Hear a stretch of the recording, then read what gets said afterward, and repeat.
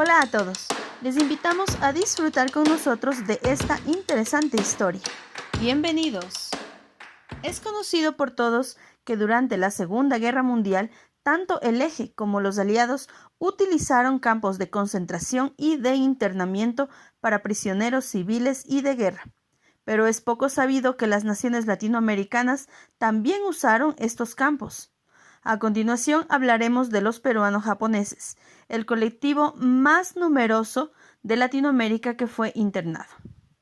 Desde finales del siglo XIX y durante las primeras décadas del XX, miles de japoneses habían migrado a Perú. Esta inmigración se había convertido en impopular en gran parte por el éxito económico de los agricultores y empresarios japoneses. Ya en los años 30 entraron en vigor medidas antijaponesas y en 1940 se produjeron disturbios antijaponeses en Lima y el Callao. Desde que estalló la Segunda Guerra Mundial en Europa, Estados Unidos instó a los países latinoamericanos a investigar a los ciudadanos de Alemania, Italia y Japón que residieran en su territorio. Poco después, el mismo FBI también comenzó a investigar a nacionales del Eje y a simpatizantes pro-Eje de estos países. En 1941 aparecieron las primeras listas negras elaboradas por el Departamento de Estado con la ayuda de las diferentes embajadas y legaciones estadounidenses en América Latina. Ese mismo año, el presidente Roosevelt propuso el establecimiento de un campo de internamiento en alguna isla deshabitada de las Galápagos, aunque finalmente la idea se desechó.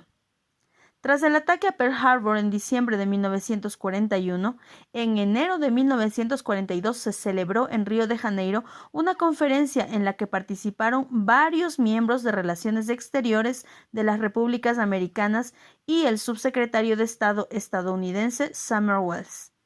Entre otras cosas, en esta conferencia se pusieron los cimientos para el programa de deportación a Estados Unidos de aquellos ciudadanos alemanes, italianos y japoneses de las repúblicas latinoamericanas que se considerasen peligrosos. Esta medida también se extendió a ciudadanos naturalizados o nacidos en las repúblicas latinoamericanas que fueran originarios de algún país del eje. Aunque como se vio con el tiempo, en las listas de ciudadanos peligrosos eran pocos los realmente peligrosos. Y es que se utilizó el pretexto de la seguridad nacional para librarse de ciertos colectivos, como fue el caso de Perú y los peruano-japoneses. El 24 de enero, Perú rompió relaciones con Japón, lo que fue seguido por el cierre de escuelas, organizaciones y periódicos japoneses, así como restricciones económicas y de movimientos. Después, en 1943, mediante la Ley 9810, Perú canceló la nacionalización de súbditos del eje y expropió los negocios y otros bienes a estos ciudadanos. Paralelamente, Estados Unidos comenzó a presionar a las repúblicas latinoamericanas para que internaran a alemanes, italianos y japoneses y a otros ciudadanos sospechosos de cometer actos pro-eje.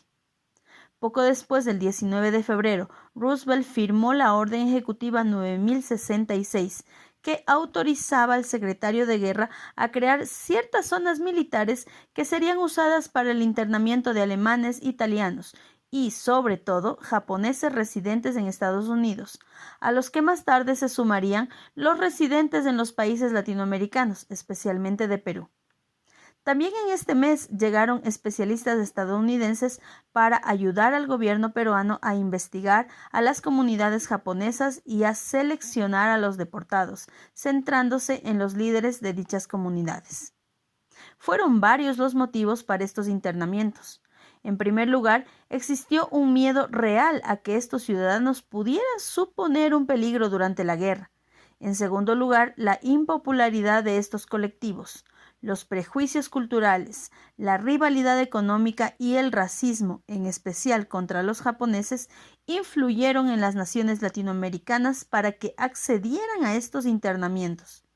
Y en tercer lugar, Estados Unidos tenía interés en mantener internados a ciudadanos de los países del eje en su suelo, porque así contaba con rehenes a los que intercambiar por estadounidenses retenidos en estos países.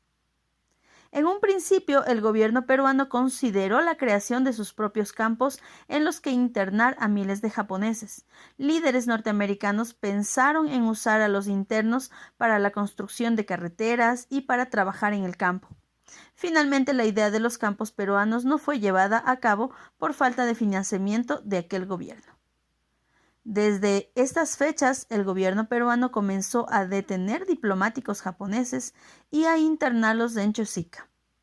Antes de que comenzaran las deportaciones, cientos de japoneses acudieron a la Embajada de España, que actuaba en representación de Japón, para inscribirse con el fin de abandonar Perú. A principios de abril, el barco Etolín comenzó a llevar a ciudadanos del eje de Perú y de otras naciones latinoamericanas a Estados Unidos.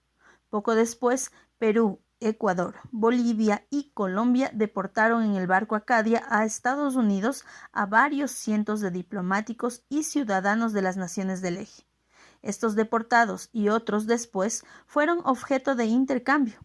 Estados Unidos, con la mediación de España y Suiza, los entregaba, en este caso a Japón, a cambio de sus diplomáticos y ciudadanos capturados por las tropas niponas en Asia.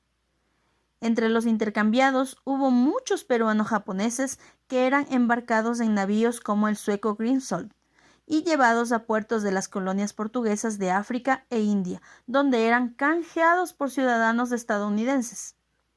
Las deportaciones se produjeron en varios grupos entre 1942 y 1944. Muchos, antes de llegar a Estados Unidos, pasaron por la zona del Canal de Panamá, por aquel entonces un territorio estadounidense. Durante el trayecto se les requisaba el pasaporte y eran clasificados como enemigos extranjeros. La mayoría de japoneses deportados desde Latinoamérica provenían de Perú, alrededor de 1800. Junto a los ciudadanos considerados peligrosos, llegaron a Estados Unidos de forma voluntaria sus familias, mujeres y niños, que también fueron internados. Los barcos llegaban a Nueva Orleans, donde, según testimonios de los deportados, eran desnudados y rociados con DDT para su desinfección.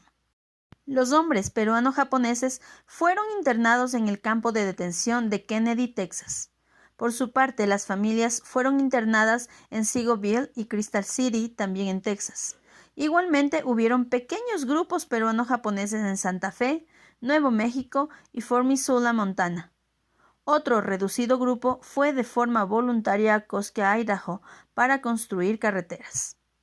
En septiembre de 1945, tras la rendición de Japón, Estados Unidos adoptó la resolución de deportar fuera del hemisferio occidental a los ciudadanos del eje que permanecían en su territorio. Así, en diciembre, cerca de 800 peruanos japoneses fueron llevados voluntariamente a Japón. En 1946, otros seguirían su camino. En enero de 1946, Estados Unidos preguntó a las repúblicas latinoamericanas si querían acoger a los ciudadanos que habían deportado, pero en el caso de Perú, este país se negó, solo permitiendo el ingreso de cerca de un centenar de peruanos japoneses y sus familias. Aún así, todavía quedaban en Estados Unidos unos 300 peruanos japoneses, y aunque ya no se les juzgaba como peligrosos, su estancia en este país se consideraba ilegal y por eso el riesgo de la deportación aún pesaba sobre ellos. Un proceso judicial paralizó las deportaciones a Japón y muchos peruanos japoneses obtuvieron la libertad, pudiendo trabajar, en su mayoría en Seabrook, Nueva Jersey. No sería hasta 1954 cuando muchos obtuvieron definitivamente el permiso para permanecer en Estados Unidos y, cuando Perú cambió su política, solo unos pocos regresaron al país sudamericano. No fue hasta 1988 cuando los Estados Unidos reconocieron la injusticia cometida con los ciudadanos de ascendencia japonesa internados en campos, incluidos los llegados de Perú. Hasta 2011, el gobierno de Perú no pidió perdón por la persecución a sus ciudadanos de origen japonés. Si te gustó el video, dale like, suscríbete, comparte y comenta con tu opinión o cualquier sugerencia.